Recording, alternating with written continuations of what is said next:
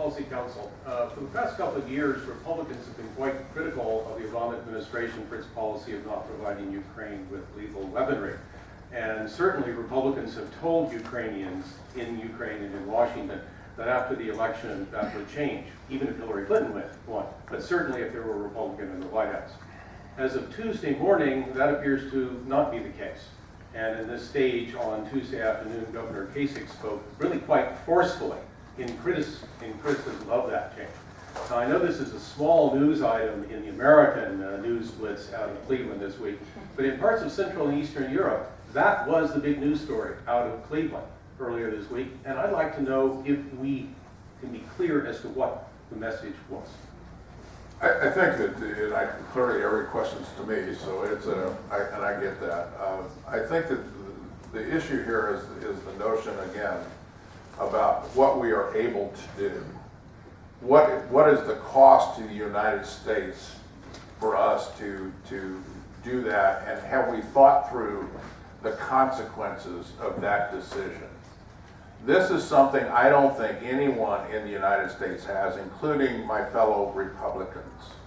We have had a very strong and strident debate inside our party over this very issue.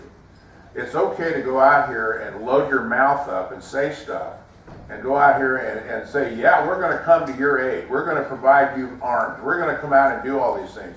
But nobody has taken the time to think this through to its logical conclusion. What is the likelihood of other actions that will have to take place? What are the ancillary activities that are associated with that? What are the costs going to be in the United States, not just in Ukraine, but also in NATO and also around the world? Are we going to be able to fulfill our commitments? And what is going to be the capital drain on our treasury? We're not about to spill one drop of blood or spend another dollar unless we know exactly what the outcome is going to be, or at least have some notion of what the predictability is. I hate to be so forceful, but we had forceful commentary, and I think forceful reaction and forceful answer is appropriate. I think it's a fair point. It's also, I think, the same point that the Obama White House makes. And so it's a notable parallel. I think there's actually bipartisan opposition in the Senate. Senator Menendez of the other party was actually leading the charge for lethal weapons for the Ukrainians. And I believe the logic is that until you meet strength with strength, the Russians will continue to run amok opportunistically in the region. So I do think there's been some thought. I think there's been some deep thinking about it, and I think. And I don't necessarily know what the ultimate answer is. I don't think anyone can. But I do think you can make characterizations about the nature of the threat and the appropriate way to respond. And I think there's a huge disagreement within the party and frankly within the other party about how to approach it. I want to add one more thing, just real quickly here, just to finish up.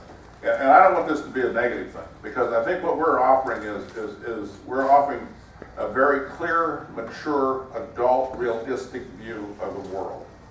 It may not follow the Republican orthodoxy, but it does follow an orthodoxy that is based in reality.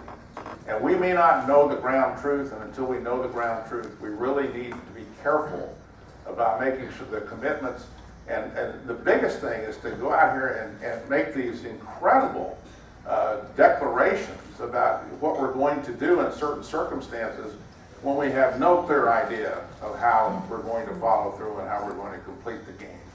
And I think you need to do that before you start loading up your mouth and writing checks your butt can't cash, if you know what I mean. So. Hey, I'd like to take this opportunity to thank all the panelists for a great discussion.